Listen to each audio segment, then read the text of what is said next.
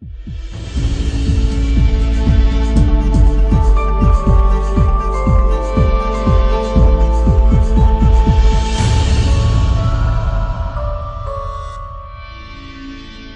vamos dar continuidade à nossa série Controvérsias na Igreja. E o objetivo é tratar alguns temas que geralmente são um pouco mais polêmicos, por assim dizer, e mostrar nosso posicionamento, nosso pensamento a respeito disso, tá bom? E na semana passada o pastor Antônio começou falando sobre o aborto, né? Nós vimos um pouco mais sobre isso. E aí hoje a gente escolheu um tema mais tranquilo, mais de boa, tá bom? Nós vamos falar sobre casamento, divórcio e novo casamento. Então um assunto mais tranquilo, né ou não? Não, né? Não é. Mas é importante nós falarmos um pouco a respeito disso. Primeiro, porque a Bíblia fala, nós vamos mostrar isso. A Bíblia fala um pouco sobre isso. Pouco não, né? A Bíblia fala, inclusive, até bastante sobre esse assunto. E isso serve também para nos nortear. Você sabe que, talvez você não saiba, ou talvez você saiba, depende de quando você entrou na igreja, o Ministério Pastoral apresentou um documento, alguns anos atrás, que norteia o nosso aconselhamento, as nossas decisões a respeito desse assunto. Auxilia também para você entender, quando alguém está chegando na igreja, para entender a posição, para entender o que se pensa a respeito desse assunto, porque algumas comunidades de fé têm pensamentos diferentes a respeito disso. Tá? Então, isso aqui é um direcionamento, é uma maneira da gente mostrar aquilo que nos norteia, tá bom? E também de discutirmos os textos bíblicos que mais falam sobre isso. São bastantes textos, mas a gente trouxe os 3 maiores aqui, e nós vamos falar um pouquinho sobre eles, daquilo que a Bíblia fala para nós a respeito desse assunto. Veja, não dá para a gente falar ou tratar de todos os casos que, às vezes, a gente tem conhecimento ou a gente pensa, né? A Bíblia apresenta para nós alguns aspectos gerais desse assunto, tá? Então, sempre tem alguém que tem histórias específicas, ou conhece alguém, ou é o vizinho, né? Ou é algum familiar que tem um caso específico. Não dá para a gente tratar de todos os casos, né? Muitos casos a gente tem que tratar no aconselhamento pastoral, na individualidade. Então nós vamos trazer aqui os casos gerais que a Bíblia apresenta para nós e mostrar como que a gente entende esses textos, tá bom? E quando a gente começa a falar desse assunto, a gente precisa começar do começo, né? Precisamos começar do começo. Abra sua Bíblia aí comigo. Gênesis 2, versículo 24. E lembrando que nós tivemos uma série inteira no ano passado falando sobre família. Está lá no nosso YouTube, está lá no nosso Spotify. Caso você tenha perdido algum ou você não tenha visto, você pode acessar lá. Nós falamos bastante sobre casamento, sobre família e assim por diante. Então aqui é um panorama geral, tá? E Gênesis 2, 24 diz assim: por isso, o homem deixa pai e mãe e se une à sua mulher, tornando-se os dois uma só carne. Por isso, o homem deixa pai e mãe e se une à sua mulher, tornando-se os dois uma só carne. Então aqui, nesse texto, é o fundamento para a teologia que nós temos do casamento, do matrimônio. Moisés, escrevendo o Pentateuco, ele relata a história do primeiro casamento entre Adão e Eva, que foi celebrado por Deus, e ele entende que esse casamento, que essa história de Adão e Eva e do matrimônio deles é o fundamento para os outros casamentos, para os outros matrimônios. Por isso que aqui Moisés diz, por isso o homem deixa pai e mãe e se une à sua mulher. Por causa dessa história, que é o nosso fundamento, a gente tem essa prática a respeito do casamento. E aí, nós vemos que é uma instituição divina para toda a humanidade. É lá na criação, foi instituída na criação. É uma instituição divina para toda a humanidade, aonde um homem e uma mulher se unem publicamente, nós já vamos falar um pouquinho sobre isso, publicamente, ali está acontecendo uma união, um casamento também diante de Deus, ainda que a pessoa não saiba, ainda que talvez ela não reconheça. Mas aonde esses princípios são seguidos, ali acontece um casamento. É por isso, por exemplo, que, vou dar o exemplo da Mari e do pastor Youssef. Eles casaram, vocês eram ainda muçulmanos, né? Aí se converteram, o pastor teve que casar vocês de novo? Não. O casamento era reconhecido. Um homem e uma mulher se uniram em uma aliança pública. O casamento existe. Uma pessoa casou, sei lá, em outro lugar, não era ainda evangélico. Aí vem, se converte, não precisa recasar. Se seguiram esses princípios, um casamento ali foi instituído. Por quê? Porque o casamento é uma instituição divina para toda a humanidade. Vamos ver a definição aqui, o pastor John Stott, que é muito boa. Ele diz assim, ó, casamento, esse nome de casamento, é uma aliança exclusivamente heterossexual entre um homem e uma mulher, ordenada e selada por Deus, precedida por uma separação pública dos pais, consumada na união sexual, resultando em uma parceria permanente e mutuamente sustentadora. Então, aqui é o fundamento para entendermos que um casamento é entre um homem e uma mulher. Outros tipos, um homem e mais mulheres, ou uma mulher e mais homens, ou um homem com homem, ou mulher com mulher, é união, enfim, são várias outras coisas, pode-se dar o nome, mas não é casamento. Casamento é um homem e uma mulher, que antes de se unirem, esse relacionamento é precedido por uma separação, né? Precedido por uma separação pública dos pais. Então, o casamento, ele precisa ser público. Né? Ele precisa ter essa ideia de publicidade. Você está assumindo perante a sociedade. Era assim que se fazia nos tempos de Moisés. Você deixava a tenda dos seus pais, né? E aí você fazia uma nova tenda para você e para sua esposa. Essa é a ideia. Por isso, esse é um dos fundamentos para a gente dizer que união estável não é casamento. Porque perante a sociedade, união estável é união estável, casamento é casamento. Se união estável fosse casamento, não se chamaria união estável. É casamento, esse é o nome, casamento. E consumada na união sexual, quando os dois se tornam uma só carne, então ali é consumado o casamento, que resulta em uma parceria permanente e mutuamente sustentadora, tá bom? Então, é aqui que tem os fundamentos para o casamento. A cerimônia matrimonial, cerimônias de casamento que acontecem na igreja, elas seguem, assim, todo esse simbolismo do primeiro casamento entre Adão e Eva.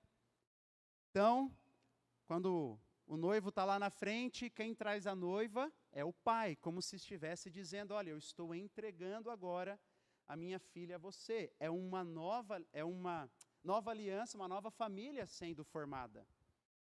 Porque quem levou Eva até Adão? Deus. A Eva não tinha pai.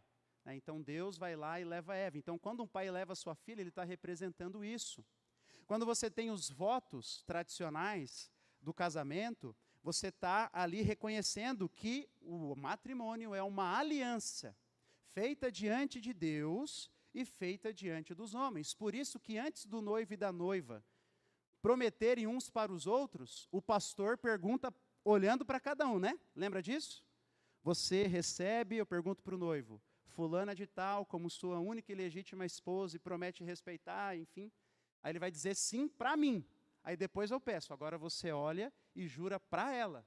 A ideia de que o casamento ele é feito diante de Deus. Eu prometo para Deus, depois eu prometo para minha noiva e para o meu noivo e assim por diante. Todo o cerimonial religioso que nós temos nas igrejas evangélicas, assim, aquela cerimônia tradicional, vem desse texto para mostrar que o casamento é uma instituição divina, bela aos olhos de Deus. Foi o Senhor quem a instituiu, foi o Senhor quem a fez, para o bem da humanidade,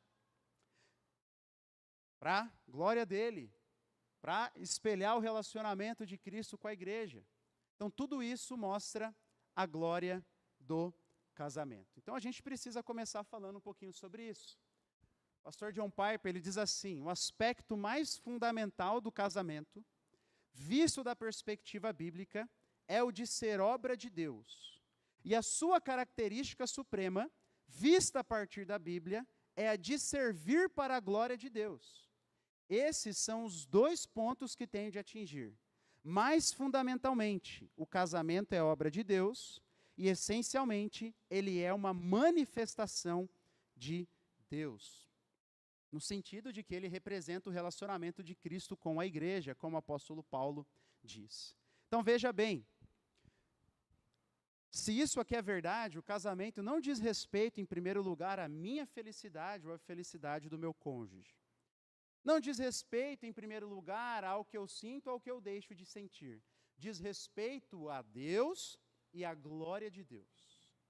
Diz respeito ao que Deus pede, ao que Deus fez, ao que Deus espera. Então, por isso é importante a gente entender isso. E aí, partindo desse pressuposto, então, nós entramos falando um pouquinho sobre o divórcio. Olha só essa citação aqui. Quando Deus criou o relacionamento matrimonial de uma só carne, a intenção era que ele durasse a vida toda. Foi por isso que Deus disse: eu odeio o divórcio. No entanto, Deus admite que em um mundo caído, o pecado às vezes destrói o casamento. O próprio Deus, quando Israel abandonou sua devoção a Deus, que é semelhante ao casamento, e quebrou sua promessa de fidelidade, indo em busca de relacionamentos com outros deuses, Deus se descreve emitindo uma carta de divórcio para o seu povo. Se você ler Jeremias capítulo 3, você vai ver Deus dizendo: olha, eu estou me divorciando desse povo. E aí o povo é mandado para o exílio. Então, a intenção de Deus era que o casamento durasse a vida toda. É isso que a gente vê. É uma instituição divina feita para durar a vida toda. Gênesis 2, 24 nos mostra isso. Mas o que acontece em Gênesis 3? O que acontece em Gênesis 3? A queda. E aí o pecado entrou no mundo. O pecado entrou nos relacionamentos. O pecado entrou no coração do homem. O pecado entrou no coração da mulher. Mas a visão de Deus sobre o casamento não mudou. Ele ainda continua amando o casamento. Ele ainda continua tendo o casamento em alta conta.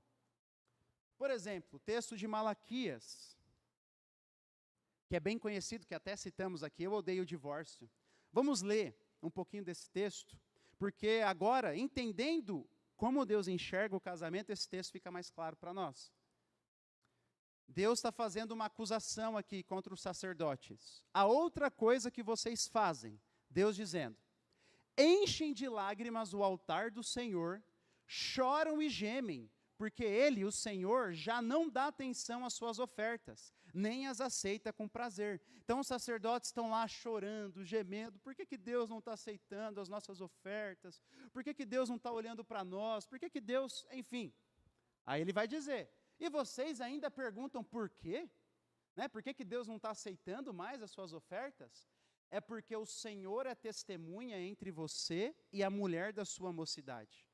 Pois você não cumpriu a sua promessa de fidelidade, embora ela fosse a sua companheira, a mulher do seu acordo matrimonial. Não foi o Senhor que os fez um só? Em corpo e em espírito eles lhe pertencem. E por que um só? Porque ele, Deus, desejava uma descendência consagrada. Portanto, tenham cuidado.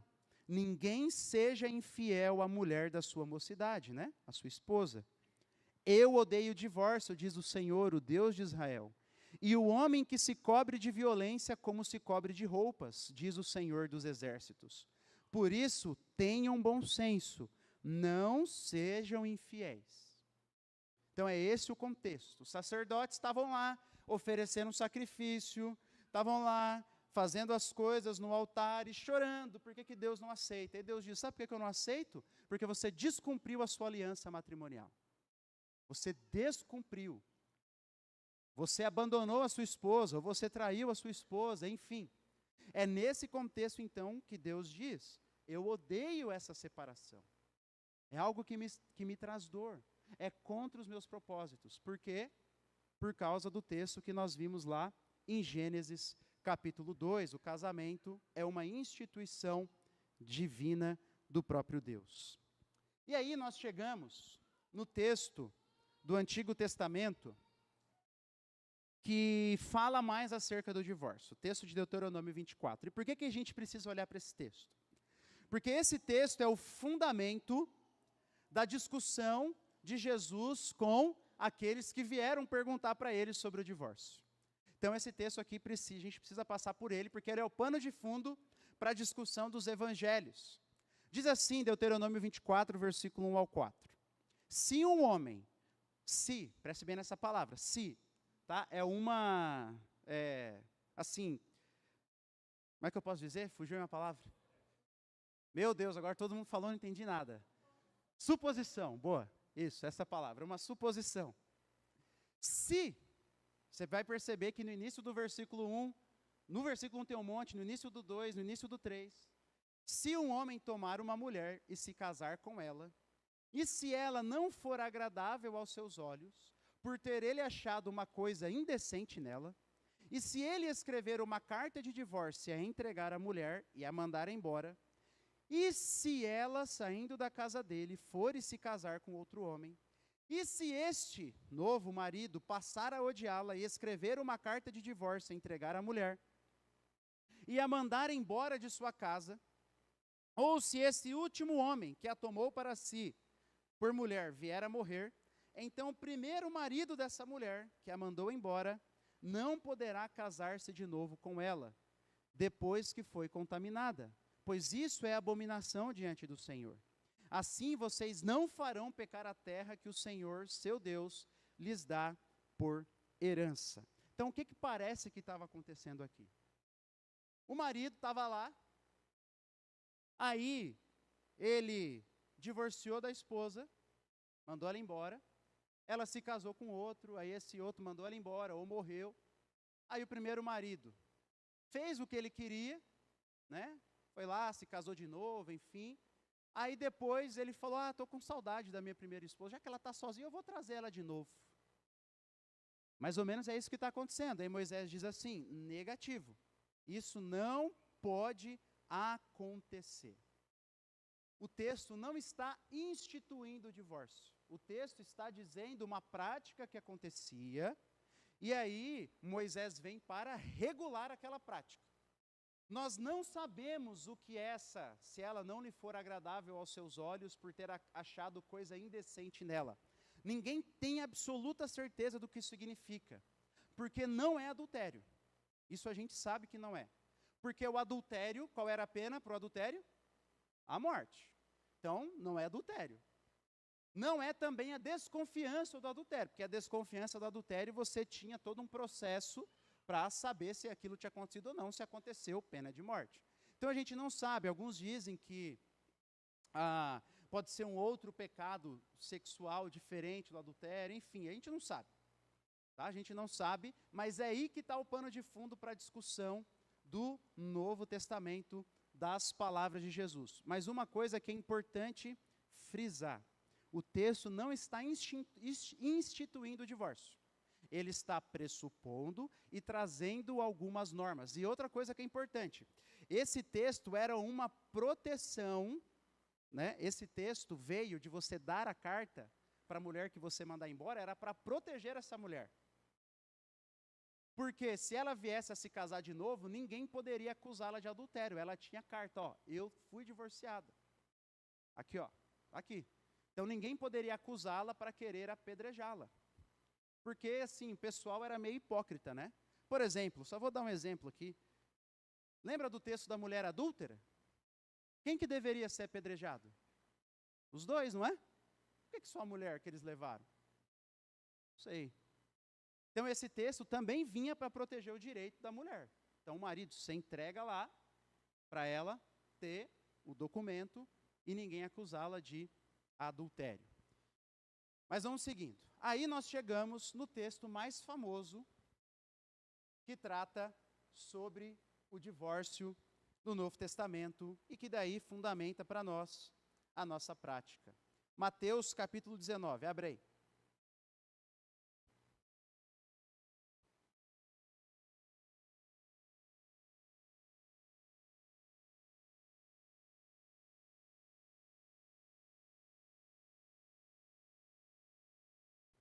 Mateus 19, versículo 3.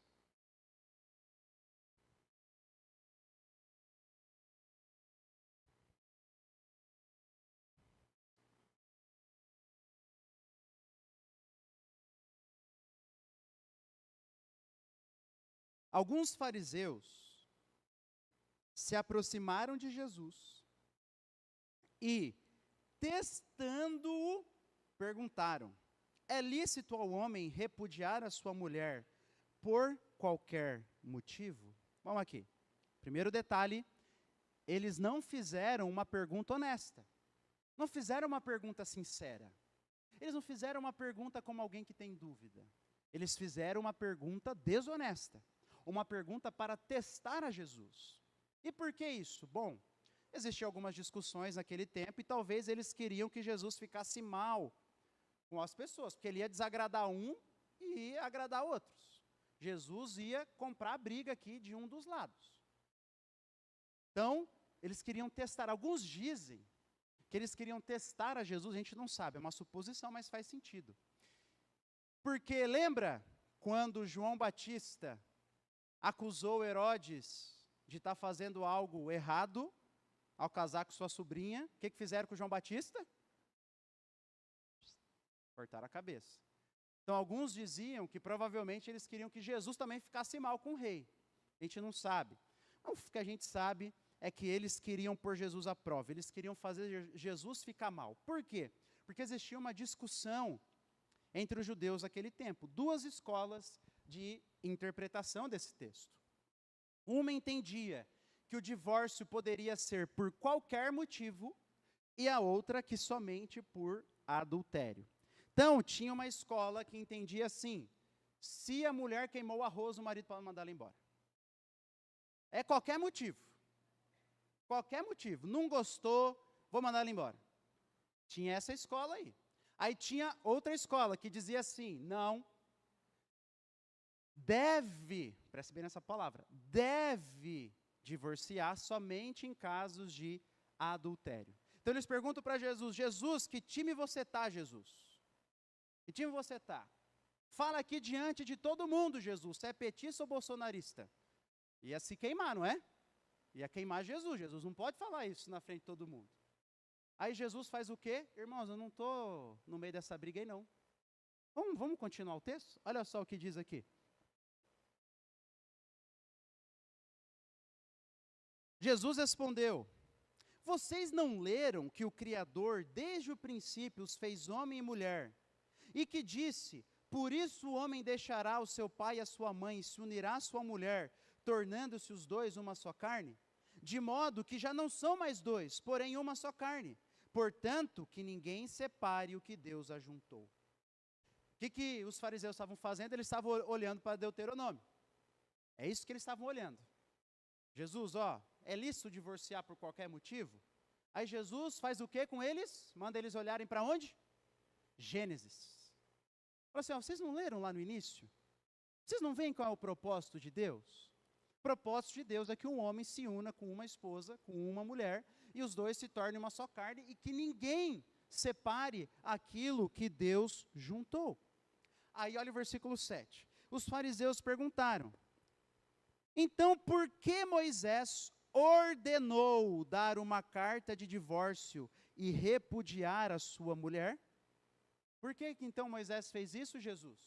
Deuteronômio 24. Aí Jesus respondeu: foi por causa da dureza do coração de vocês que Moisés permitiu que vocês repudiassem a mulher. Mas não foi assim desde o princípio. Eu, porém, lhes digo: quem repudiar a sua mulher, não sendo por causa de relações sexuais ilícitas, e casar com outra, comete adultério.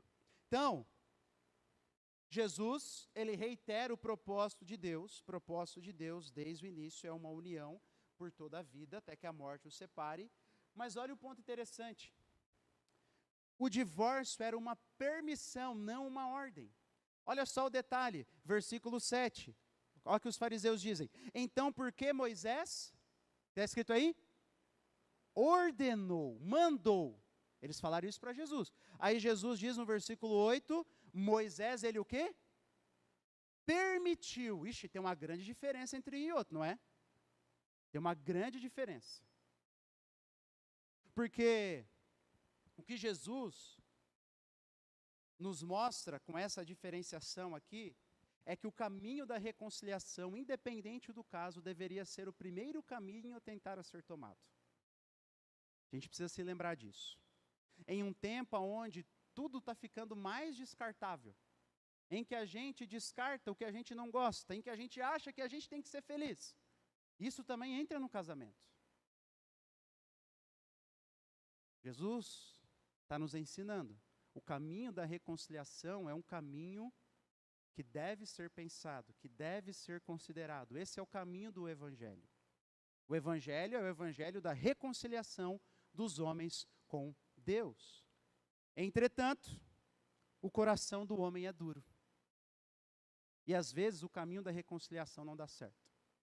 E aí Jesus, ele traz a primeira cláusula de exceção, como é chamado, e diz no versículo 9, né? Eu, porém, lhes digo, quem repudiar a sua mulher, não sendo por causa de relações sexuais ilícitas, e casar com outra, comete adultério. Então, essa é a primeira cláusula de exceção. Relações sexuais ilícitas ou não permitidas. Existem outras, não vou ficar citando aqui porque tem menor de idade, tá? Mas se você ler a lei de Levítico, você vai ver que o povo daquele tempo tinha umas práticas bem doidas. Tá? Mas, de maneira geral, é o adultério aqui. É o que Jesus provavelmente tinha como principal em sua mente, era um dos objetivos daquela discussão, e Jesus ele não se encaixa em nenhuma das duas escolas.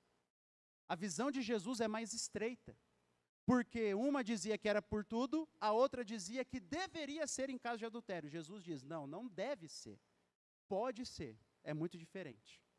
É uma permissão.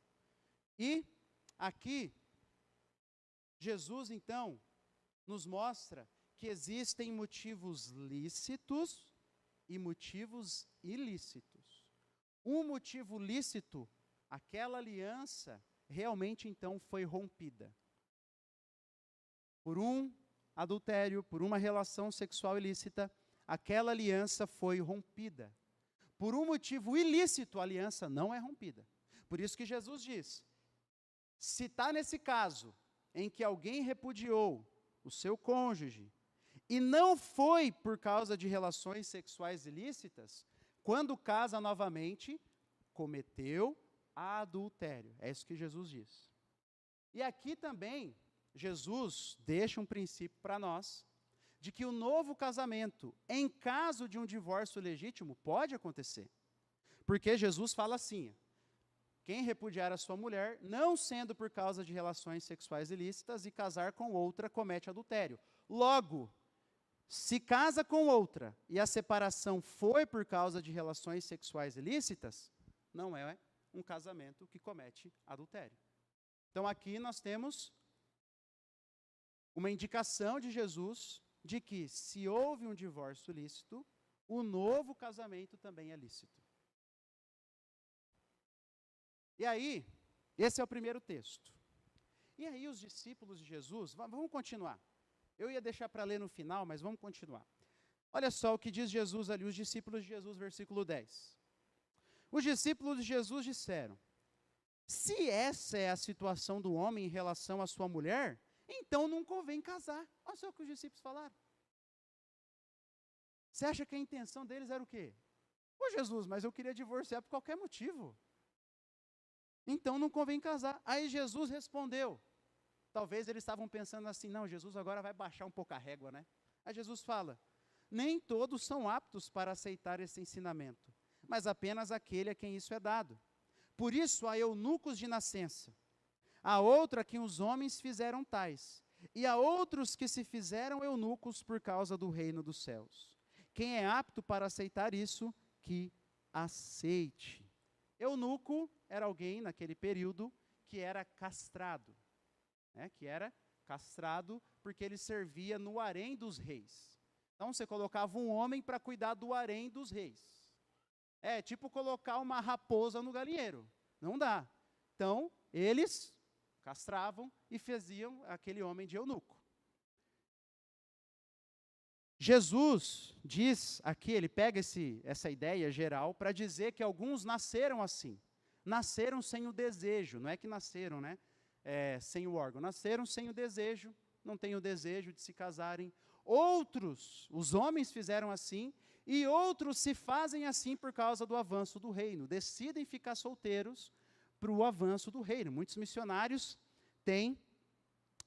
tomam essa decisão. O próprio John Stott, que a gente citou ali, nunca se casou. Foi um celibatário por toda a sua vida. Então, o que Jesus está dizendo? Jesus está dizendo o seguinte, algo que Paulo fala depois, a gente viu nas exposições de 1 Coríntios. É verdade. Também falamos disso nas exposições de 1 Coríntios, que está lá no nosso YouTube, no nosso Spotify. 1 Coríntios capítulo 7 fala bastante sobre casamento também. Fechando parênteses aqui, Paulo diz que o casamento ele é um dom, assim como o celibato. Algumas pessoas não foram feitas para casar. Talvez a gente precisasse considerar isso mais. Algumas pessoas não foram feitas para o casamento. Jesus nos ensina isso, algumas pessoas que não foram feitas para isso. Casamento, ele é um dom. Ele precisa de uma capacitação divina. Então, esse é o primeiro ponto de Jesus aqui, nesse texto de Mateus. E aí nós vamos para 1 Coríntios, que é outro contexto, agora, pode ir lá, 1 Coríntios capítulo 7.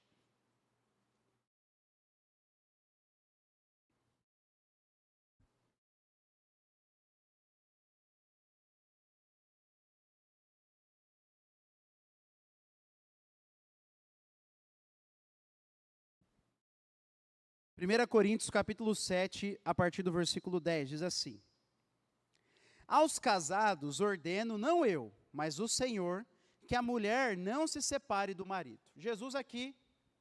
Paulo aqui está relembrando do ensinamento de Jesus.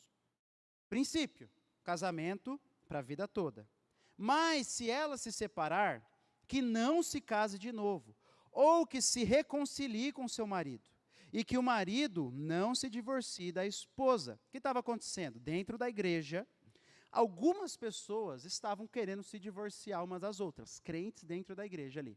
Depois também dos descrentes, mas dentro da igreja. E aí Paulo fala, não, princípio é por toda a vida. Algumas mulheres tinham ouvido os ensinamentos a respeito da nova criação, os teólogos dizem isso, que fala que nos novos céus, na nova terra, não se casam, nem se dão em casamento, não é? Seremos semelhantes aos anjos. Então, algumas pessoas entenderam assim, bom, se esse é o estado nosso, lá no novo céu, na nova terra, e esse é o estado mais elevado, então agora nós vamos começar assim também. E aí, a esposa não estava querendo mais dormir com o marido, Paulo vai falar sobre isso, se você lembra de 1 Coríntios, Paulo vai dizer, não pode, vocês não podem se abster de relações, é um dever matrimonial. E algumas estavam querendo se divorciar. E aí Paulo traz o princípio geral. Não pode. Não pode. Se for por um motivo ilegítimo, não pode. Você vai estar ligada ao marido ou à esposa enquanto ele viver. E você vai ter que ficar, então, sem se casar novamente. E aí agora Paulo ele entra num outro ponto. E aí ele diz assim, no versículo 12. Aos outros... Digo eu, outros casos agora, não o Senhor, que ele está falando, olha, Jesus não falou especificamente disso, mas eu tenho uma orientação, por ser apóstolo, e está na Bíblia, para nós aqui a palavra de Deus, tanto quanto a palavra de Jesus. Se algum irmão estiver casado com uma mulher não crente, e essa concorda em morar com ele, não se divorcie dela. E se uma mulher estiver casada com um homem não crente, e este concorde em viver com ela, que ela não se divorcie do marido. Então, o que estava acontecendo? A Bíblia sempre proibiu o julgo desigual, sempre foi pecado. Mas nós estávamos falando aqui da primeira geração de crentes. Então, o que aconteceu em Corinto? Muitas famílias, apenas a mulher se converteu, ou apenas o homem se converteu. E ao que parece, alguns estavam dizendo assim, ó, agora já era, né? Eu me converti, meu marido não quer vir para a igreja, a minha esposa não quer vir para a igreja, então eu vou abandonar ele. Paulo diz, não, isso não pode acontecer. Por quê? Lembra de Gênesis 2? Casamento é uma instituição para toda a humanidade. Não importa se vocês se casaram enquanto vocês eram descrentes. Se é uma união pública entre um homem e uma mulher, em uma aliança, um relacionamento pactual, é um casamento. Você não pode buscar o divórcio. Não pode. Tá? Você se converteu, o teu cônjuge não, você não deve buscar ou tomar a iniciativa do divórcio. É isso que o Paulo está dizendo. E aí vai para o versículo... Agora vamos para o versículo 15. Mas... se o não crente quiser separar-se, que se separe. Em tais casos, não fica sujeito à servidão, nem o irmão, nem a irmã. Deus chamou vocês para viverem em paz. Então agora, quem toma a iniciativa do divórcio? O descrente. É ele que não quer mais. Então, nesse caso aí... então você está livre dessa aliança conjugal. Você pode deixá-lo ir embora. Você pode deixá-la seguir o seu caminho. Então, nesse texto, Paulo começa estabelecendo o princípio básico, como nós vimos.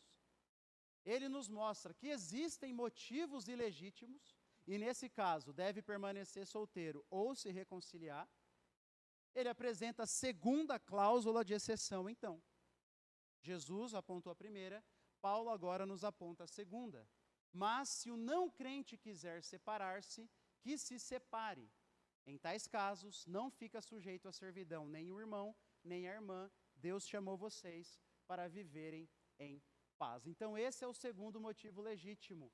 Abandono pelo descrente e também pressupõe a liberdade para o novo casamento, quando Paulo diz que não fica sujeito à servidão, aquele vínculo foi quebrado, aquela aliança foi quebrada, aquela aliança já não existe mais. E aí, a gente entra numa pergunta aqui. E no abandono por um crente? Você viu que eu coloquei crente entre aspas ali, né? Por quê? O que é um crente? Quais as características de um crente? Se você pudesse resumir em uma frase, o que marca que uma pessoa é nova convertida? O que você ia falar? Diz para mim. Temor a Deus. Quem mais? Oi? Confiança nas Escrituras. Quem dá mais? Piedade, submissão. Alguém falou aqui? Submissão. Veja. Nascido de novo, negar-se a si mesmo. Então veja. Olha só 1 João capítulo 5. Abre aí comigo, vai um pouquinho para frente. De 1 Coríntios.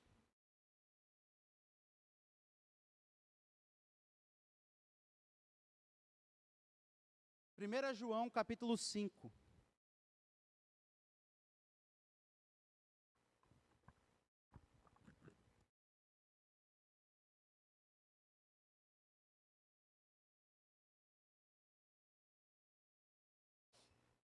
Versículo 18. O que diz aí? Alguém pode ler bem alto para nós?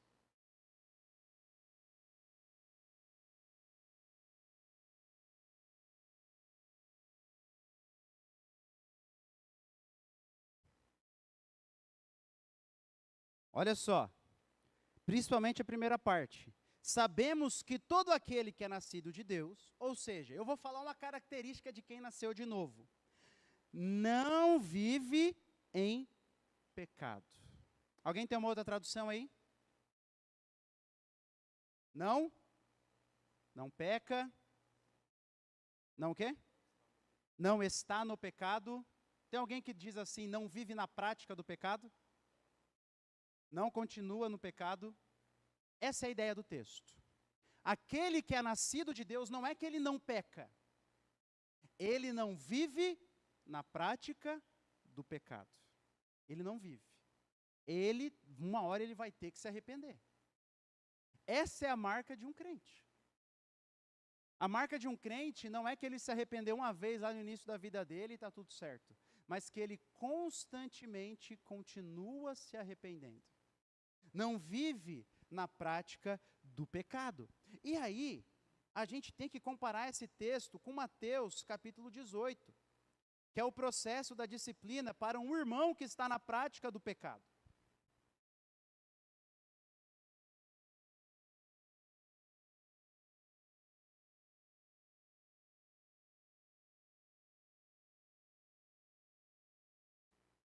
Porque diz o texto de Mateus, capítulo 18, que se o irmão está lá, pecou, você viu que não houve arrependimento, você vai lá, você e ele só, e você exorta o irmão, não é? Se o irmão não ouviu, você faz o quê? Chama mais uma ou duas testemunhas. Vai lá e exorta. Se ele não ouviu, você vai para o último passo. Versículo 17, se ele se recusar a ouvir essas pessoas, exponha o assunto à igreja. E se ele se recusar a ouvir também a igreja, considere-o como gentil e publicano. O que Jesus está falando? Considere-o como um descrente. Então, um homem que abandona a sua família, ele é exortado, ele é confrontado, e ele não se arrepende, então não é um abandono de um crente. Foi excluído da igreja, nós tratamos como um descrente. Porque ele abandonou a sua família e está vivendo em pecado deliberado com o coração endurecido. A gente trata-o assim, a gente não sabe. Talvez é um período de dureza e lá na frente Deus vai trazer de volta, a gente não sabe. Mas Jesus diz, trate-o como gentil e publicano, trata como um descrente. Trata como alguém que não conhece o Senhor. Então esse texto mostra que o arrependimento é uma marca essencial do crente verdadeiro. E a falta de arrependimento é a marca de alguém que não conheceu verdadeiramente a Jesus. Por isso que a disciplina na igreja tem que estar funcionando. Esse é um dos motivos. Protege até mesmo os casamentos. E aí a gente entra no caso de agressão. Vamos entrar nesse assunto aqui, é um assunto bem discutido, tá? Primeiro, agressão. Claro que eu vou usar aqui, tá, gente? Geralmente, o homem agredindo a mulher, porque é o que, na maioria dos casos, acontece. Mas o inverso também acontece. Né? O inverso também acontece, a agressão por parte da esposa ao marido. Mas eu vou usar de maneira geral o problema do nosso país. O problema do nosso país é que um homem agride a mulher, né? É mais comum. Primeiro, crime deve ser denunciado. Crime tem que ser denunciado. É uma vergonha que muitas igrejas, uma mulher vem agredida pelo marido e a igreja tenta acobertar. Não volta, não está tudo certo, não denuncia. É uma vergonha, crime tem que ser denunciado. Romanos 13 é um dos papéis do Estado, é punir o mal. E a gente tem que se submeter, desde que não confronte com alguma regra das Escrituras, né? A gente se submete. É um crime, tem que ser denunciado. A gente não pode não denunciar. Tem que ligar para a polícia. Primeiro ponto, tá? Crime denunciado. E aí, tem um detalhe nesse texto aqui. Diz assim, mas se o não crente quiser separar-se, que se separe. Em tais casos, deixei aqui destacado, apesar de não dar para ver muito, está destacado, não fica sujeito à servidão, nem o irmão, nem a irmã. Deus chamou vocês para viverem em paz. E aí, em tais casos, ali, tem uma discussão do que isso significa. A maioria dos teólogos hoje, eles entendem que a agressão física, ela é um tipo de abandono, e um dos motivos é esse texto aqui, tá? Em tais casos, em casos semelhantes a esse. Por quê? O marido agride a esposa, mas ele não sai de casa. Aí o pastor vai dizer, não abandonou não, pode voltar lá. É um abandono forçado. Ele não saiu de casa, aí é muito fácil, né? Aí é fácil, às vezes não sai de casa por causa do dinheiro, às vezes não sai de casa por infinitos motivos. Mas ele está agredindo a sua esposa. Ele está expulsando-a de casa. Basicamente, não, mas ele não disse. Pelo amor de Deus, né? Não dá. Agressão física é crime e é um tipo de abandono forçado, é o pior abandono. Além disso, meu Deus do céu, você promete amar, respeitar, ser fiel àquela pessoa, cuidar daquela pessoa, e você vai lá e agride. Não dá, né? É um atentado ao vínculo da aliança também do matrimônio. Então, Paulo, provavelmente, aqui no texto grego, também está pensando em outros casos que configuram abandono. Então, alguns entendem que a agressão física entra aqui, porque para aquela mulher proteger a sua integridade física, ela vai ter que sair de casa. Ela vai ter que sair de casa. E a igreja tem que apoiar. Apoiar ela, né? A igreja tem que cuidar.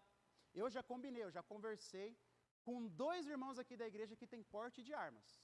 Se um dia acontecer, eu vou lá com eles. Vai ter 2 sentando fogo da terra e eu orando para cair fogo do céu lá no seu cangote, tá? Saiba disso.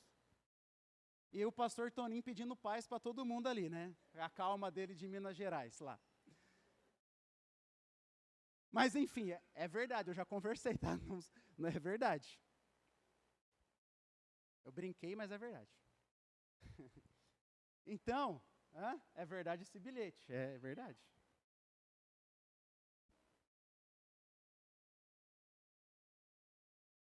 Então, aí, irmãos, é como eu tenho falado, são muitos casos, às vezes, específicos, né? Por isso que a gente precisa ter um direcionamento, isso aí tem que ser direcionado, julgado pelos pastores, entende? Precisa ser. Tem outros casos muito específicos, por exemplo, vi um pastor falando, lá nos Estados Unidos, né, comum, a mulher descobre que o marido é um serial killer. E aí? Eu vou falar para minha ovelha, volta lá.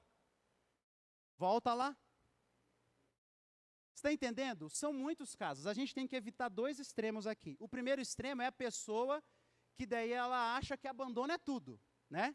Não, meu marido não me trata como a princesa da Disney. Então ele está me abandonando. O marido, minha esposa não serve o meu prato de comida, está me abandonando. E aí fica nessa, né?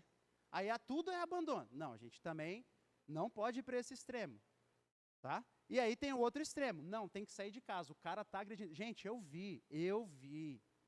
li pastores dizendo que assim como missionários que estão em países de perseguição não saem, a mulher que apanha também não pode sair de casa. Não dá, esse é um outro extremo. Então a gente tem que andar entre eles e ter sabedoria. Por isso que a gente está aqui falando, para que você saiba qual é a nossa posição e como a gente aconselha. Mas é por isso que não dá para tratar de casos muito específicos assim. A gente vai precisar de outros princípios bíblicos, de outros textos, de muito aconselhamento pastoral, de conversa com outras pessoas ao redor, para entender bem desse assunto. E aí,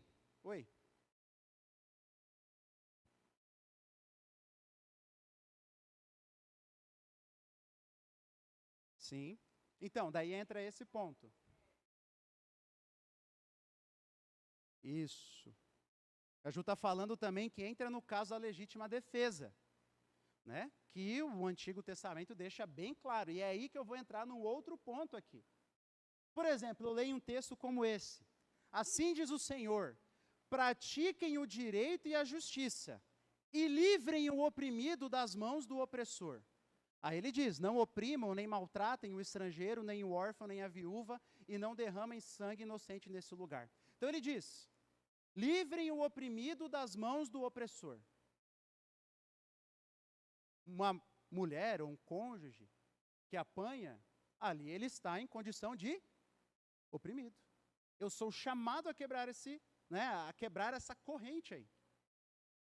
Livre o oprimido das mãos do opressor. Outro texto de Jó, que elogia Jó, né? Ele falando dele mesmo. Porque eu livrava os pobres que pediam ajuda, e também o órfão que não tinha quem o socorresse. Eu era os olhos do cego e os pés do aleijado. Era o pai dos necessitados, e até as causas dos desconhecidos eu examinava. Eu quebrava os queixos dos iníquos e arrancava as vítimas dos dentes deles. Ele arrancava as vítimas. Alguém que apanha é vítima ou não é? O que eu sou chamado a fazer? Arrancar de lá, tirar das mãos, quebrar aquilo ali, aquele ciclo de agressão. Então existem vários, assim, princípios bíblicos que nos ajudam a chegar a essa conclusão. Não é assim da cabeça.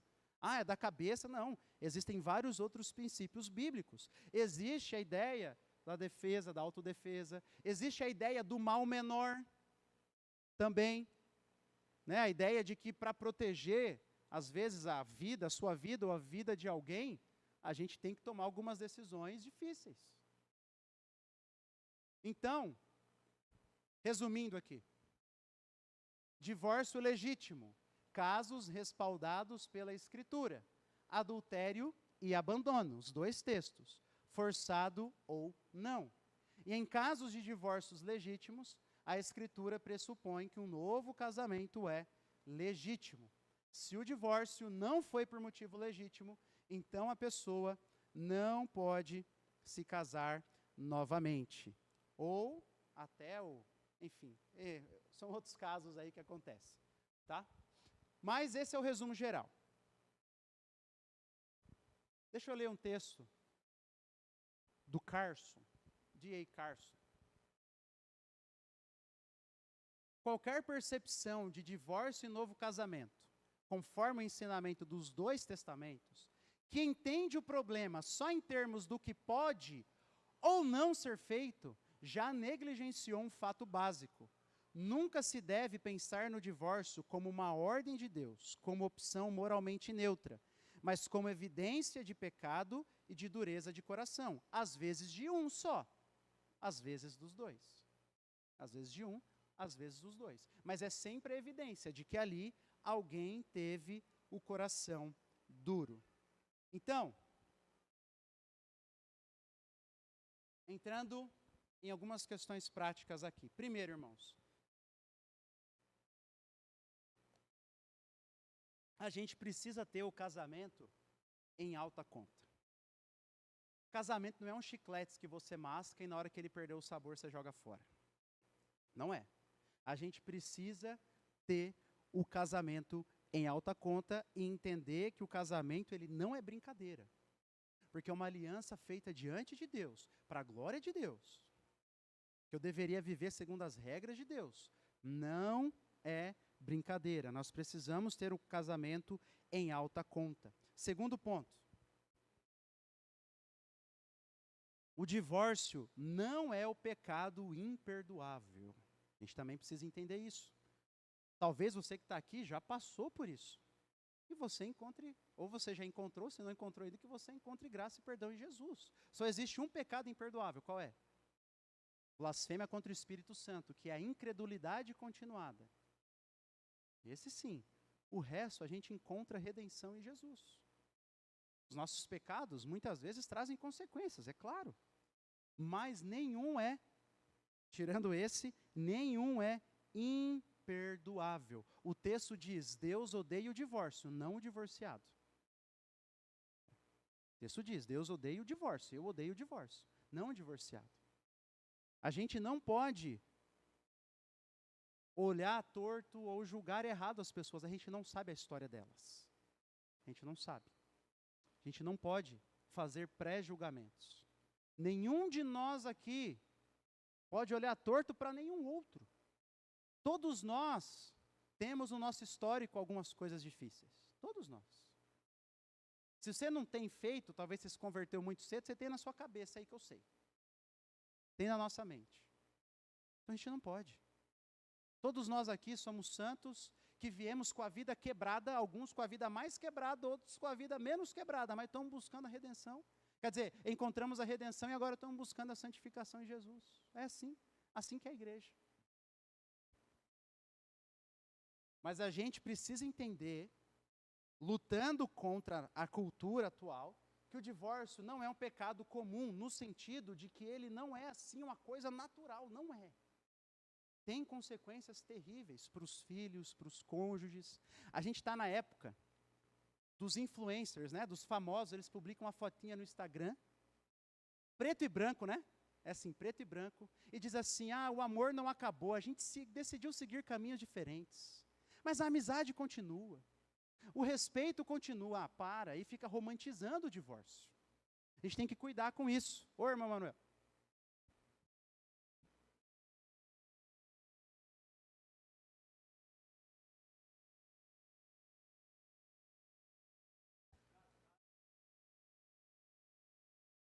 Multiplicar, verdade.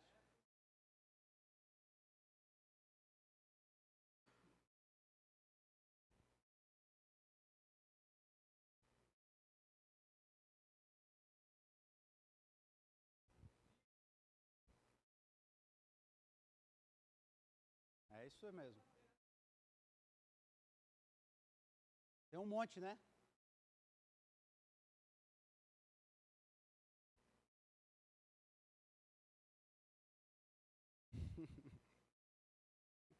Tá certo.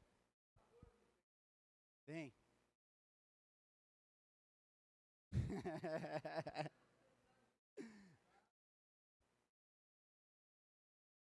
Isso.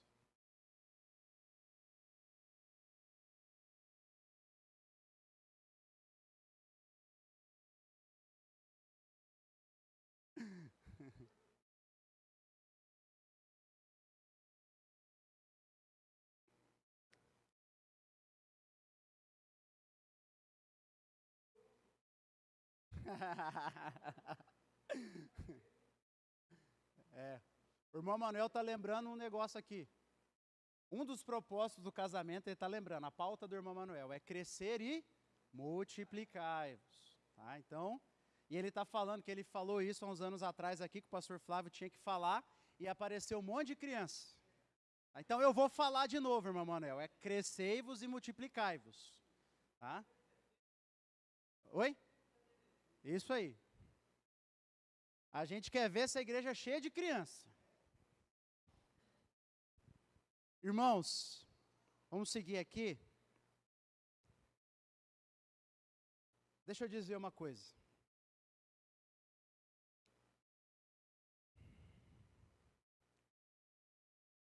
Não ceda à cultura e pense que o divórcio é sempre uma solução. Não ceda. Não romantize. Não ceda. Tá? Procure ajuda. Procure. Vai antes. Considera antes. Não chega com a decisão tomada. Não chega já com os papéis assinados. Procura antes. Procura ajuda. É doloroso. É triste. Então, considere isso. Outra coisa. Nós precisamos voltar a ver a beleza no caminho da reconciliação. Então, em casos de adultério, Jesus disse, não é que Moisés mandou, Moisés permitiu. Jesus está trazendo esse princípio. Tá? Esse é o primeiro caminho que deveria ser tomado nesses casos. A gente vai tentar reconciliar, ver casamentos reconciliados. Então, a gente precisa voltar a ver beleza nisso. Outro ponto. Precisamos preparar mais os jovens para o casamento. Precisamos. Por isso que aqui a gente só faz o casamento de quem a gente acompanhou antes. Pastor, faz meu casamento? Então a gente vai te acompanhar. Vamos fazer um acompanhamento, porque não dá para chegar lá sem ter algum tipo de conhecimento. Os pais e as mães, né, precisam conversar com seus filhos sobre casamento. Dar bom exemplo. Tem que chegar mais preparado. Às vezes não prepara nada, se casa, às vezes o pai dá bênção até mesmo para o pecado do filho, e aí chega lá no casamento, dá cheio de problema, que às vezes não foi falado, não foi conversado, não viu bom exemplo em casa de um casamento. Então a gente precisa voltar a preparar os mais jovens para o casamento. E solteiros em busca do casamento, escolham bem. Escolham bem. Olha, tem um outro erro, né? Daqueles que escolhem demais, que também é um erro. Mas acho que esse não é o maior erro do nosso tempo, não é verdade? É da pessoa que casa assim, ó, correndo e não pensou direito, não refletiu direito. Olha, veja bem. Veja. Ah, gritou comigo no namoro. Eu não sei aonde a gente normalizou, não sei se é normal, né? Mas às vezes parece que assim, eu escuto aí, alguns casos na televisão, alguns casos, não, só gritou comigo. Não, a gente discutiu, se xingou. Meu Deus, espero que isso não seja normal.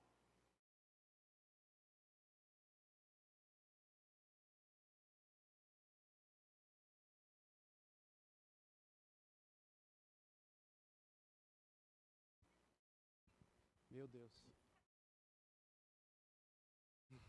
Ela queria brigar com o namorado, incentivava ele, ele não brigava com ela, e ela dizia, porque é assim que é normal. Então, não é. Não é. Segurou forte no braço. Você está levando um problemão para o seu casamento. Não, busque seu pai, busque um irmão mais velho, busque um irmão da igreja mais velho, enfim, busque o pastor. Tem 2 caras armados que vai comigo, entendeu? É isso, irmãos. Pensa bem, meu jovem. Considere. No namoro, perceba os sinais. Perceba. Você vai percebendo antes. Para não chegar no casamento com um problemão. Tá? E por último, irmãos. Você está aqui agora. Jesus te chama a permanecer como você está. Se você se viu culpado por alguns dos pecados que a gente falou aqui, a graça de Jesus está estendida para você e o aconselhamento está aí para te ajudar na santificação do Senhor. Mas uma coisa que a gente tem que sair daqui na cabeça: casamento é uma obra divina que deve ser vivido para a glória de Deus. Por isso que eu falei para os jovens pensarem bem, porque o casamento, se ele é vivido para a glória de Deus, meu irmão, ele é maravilhoso. Ele é uma bênção nas nossas vidas. É assim, é a pessoa que mais vai passar tempo do seu lado. Os filhos vai fazer 17, 18, 19 anos, eles vão sair de casa. Você vai ficar com teu marido, com a tua esposa. Até o fim da sua vida, assim espero eu. Né? Então, o casamento tem que ser levado em alta conta. Termino com as palavras desse pastor lá da Alemanha. Depois você pesquisa a história desse pastor aqui, é um nome difícil, tá? Dietrich Bonhoeffer. Ele foi um dos pastores que se levantou contra o nazismo, porque na época muitas igrejas estavam se submetendo ao nazismo. Né? Ele foi um dos que levantou a sua voz, depois ele foi preso e foi assassinado pelo regime nazista. E ele dizia assim como vocês, ele está escrevendo para um casal, assim como vocês deram uma aliança um ao outro e a receberam da mão do pastor, do mesmo modo, esse símbolo, o amor procede de vocês, mas o casamento provém do alto, de Deus. Assim como Deus está muito acima do homem, do mesmo modo estão muito acima do homem, da mulher, a santidade, os direitos e a promessa de amor. Não é o amor de vocês que sustenta o casamento, mas de agora em diante, é o casamento que sustenta o amor de vocês. É aquela promessa que vocês fizeram no altar que vai sustentar o amor. Que você vai lembrar, eu prometi. Aqui, ó. Eu prometi. Ah, pastor, mas eu não prometi, a gente casou só no civil, mas diante de Deus está prometido igual. E é isso que vai sustentar o casamento de vocês. Você relembrar, a gente falou disso, lembra? O que sustenta o casamento é a aliança.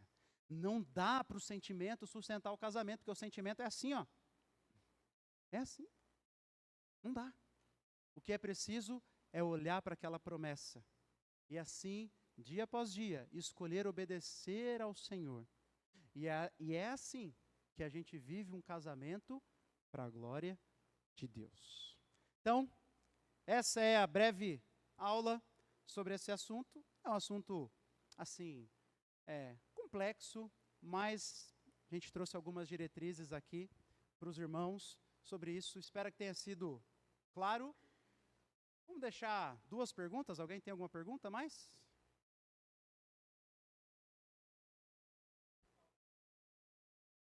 Como assim?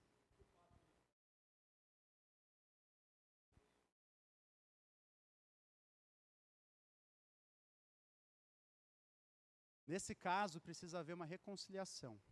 Né? Precisa haver uma reconciliação, uma confissão de pecado, caso ainda possa haver a restauração do casamento, ou ir atrás da parte ofendida, dizer, olha, me perdoa, eu errei. E essa é uma das evidências. Né? A evidência é a confissão de pecado, então precisa haver uma confissão de pecado, e que a gente chama, né, um processo de restauração ali, né, de submissão. Reparação, isso, essa é a palavra que eu queria, de reparação. Então precisa haver esse tipo de evidência.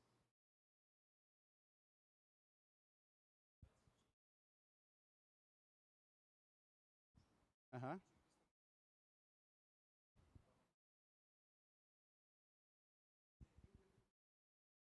Então, basicamente não, tá? Porque, desculpa, é verdade. Ele perguntou se há uma diferença entre o repúdio e o divórcio, tá? Eles são usados de maneiras intercambiáveis, tá? Então, quando repudiava, mandava embora, precisava dar o documento de divórcio. As 2 coisas tinham que andar juntas, entendeu? Então, não existe bem essa diferença. Ah, eu mando embora, mas não dou nenhum documento, não dá nada. Então, as 2 precisavam andar juntas. Tá?